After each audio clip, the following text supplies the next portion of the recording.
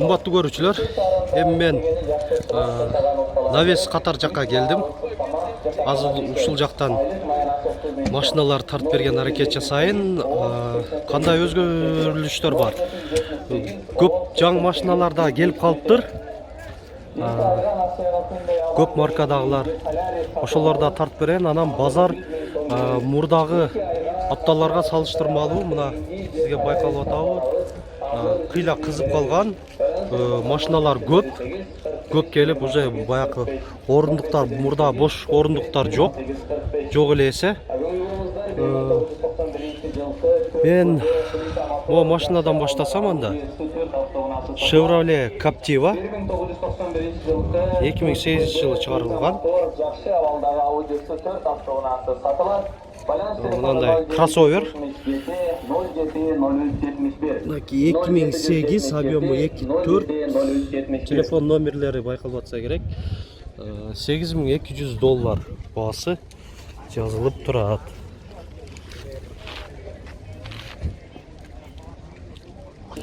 Honda Jazz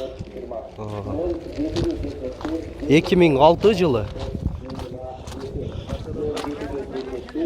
Арканкы жагынан көрүнүшү.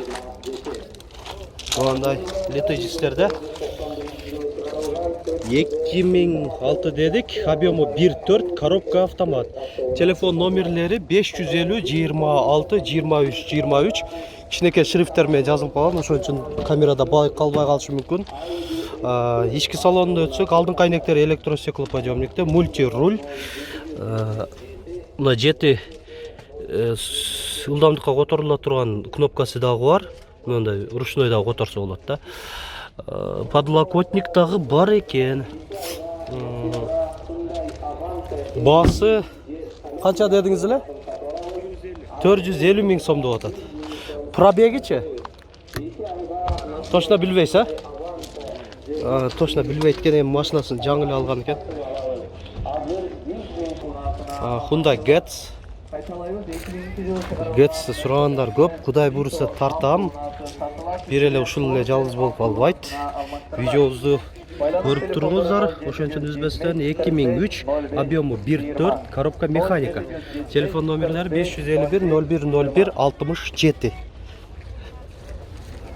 Көңүл буруңуздар, Porter автоунаасынан күрүшүнү болгон 1 саат мурун автоунаа базарынан Porter автоунаасынан күрүшүнү болгон күрүштү кичинекей бычак бөлөп берилген. Кондиционер бар, коробка механика.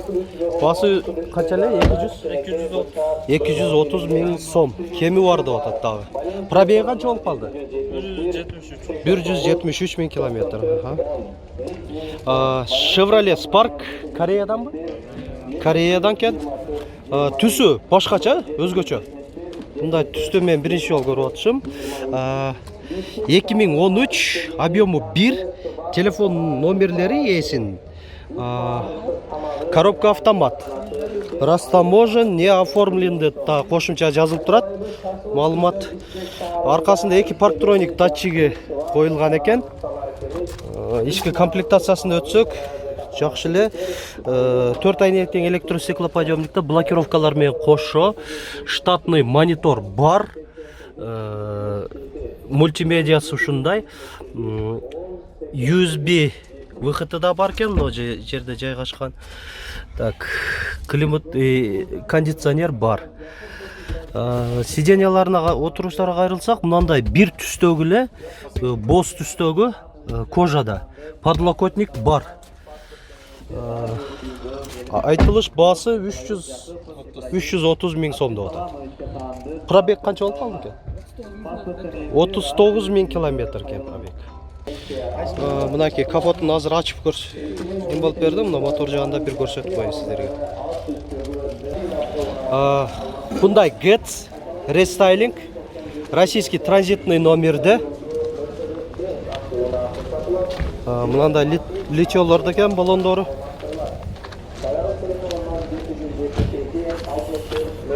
Ички салонун тартып берейин дагы, анан кагазына маалымат алабыз. Бака турганыңыздардай 4 айнектен электростеклоподъемникте кондиционер бар, ички сиденьялары ушундай абалда.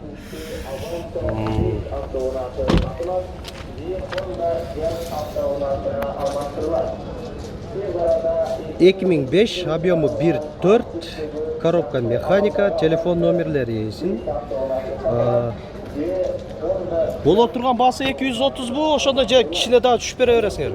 Боло тұрған, а? Боло тұрған басы 230 мың сонда. Hyundai Avante 5. Рестайлинговый окшойт, мози немелеринен байкасак болот. Ичинде өзгөрүштөр бар. 2013, объему 2, телефон номерлери, коробка автомат.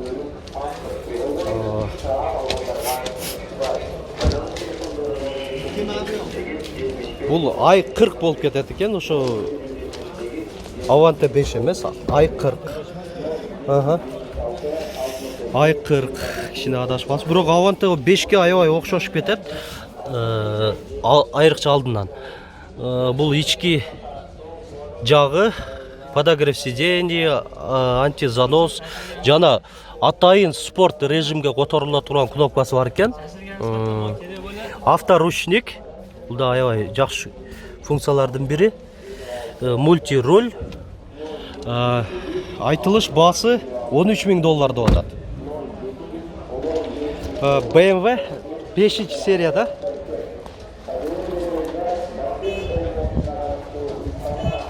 Алдында да 4 партроник датчики бар екен.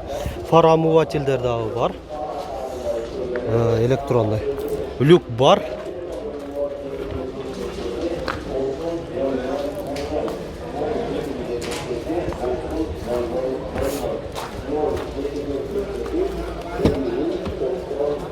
Ички салонуна өтсөк, бул жагынан башкаруу кнопкалары, электроприводта сиденьялары, олар менен башкарылат, жана эки режимде память сидений. Мультируль, штатный монитор, коробка автомат, робот экен. Кара кожа, кожаларда калың, катуу. Айтылыш басы $7.500. Hyundai Solaris. Сыртынан эле тартып кетем, эси жок экен. Жандагы турган адамдардан сурасам, эси 600 000 сом деп аткан дейт. Басы рестайлинг кузовта. 2016, объему 1.4, коробка механика, телефон номерлери.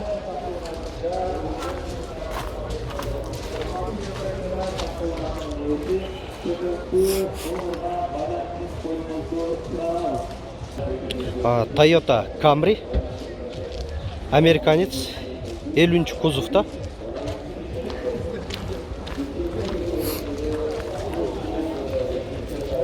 Жылы 2012, объему 2.5. Так, басы $12.000 деп жазылып турат бул кагазында. Телефон номерлери эсин.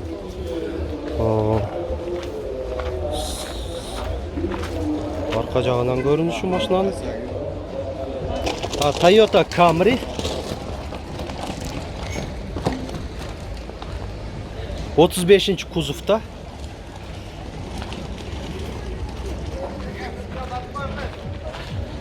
$2006, объему 2.4, бензин, газ, телефон номерлери эсин.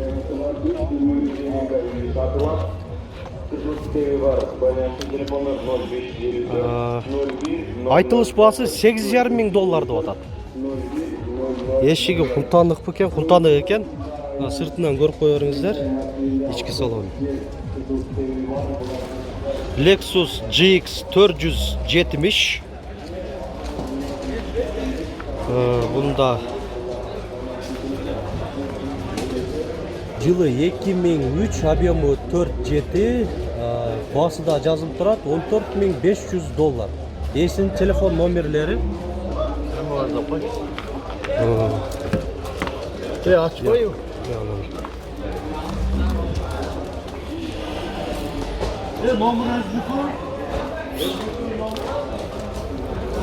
Так, ички салонда бир көрсөтүп кетейин. Память сидений эки режимде. Биринчи эле байкалышта. Бул жак блок управлениялары.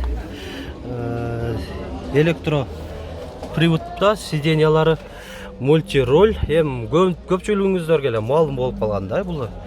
Артыкчылыктары кичине штатный монитору бар. Жана бул жактан могу блокировкалар, баягы приводтары, подогрев сидений. Жана помощник спуска с горы кнопкасы дагы бар экен. Подлокотник бар, люк бар. Мынандай чехолдо